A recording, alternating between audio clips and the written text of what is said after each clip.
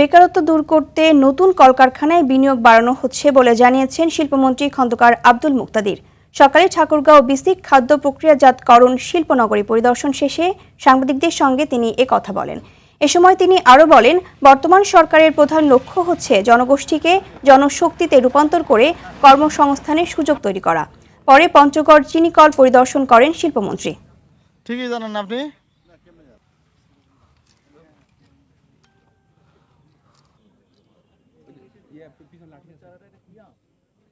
বেকারত্ব ঘোচানোর জন্য তো কাজ সৃষ্টি করতে হবে, কর্মসংস্থান। আর কর্মসংস্থান সৃষ্টির জন্য এই শিল্প কলকারখানা, নতুন বিনিয়োগ। তো এই প্রক্রিয়া ইনশাল্লাহ এটি 50 একরের একটি শিল্প পার্ক, তার মানে 150 বিঘা, এবং প্লটের সংখ্যা হবে 251টি।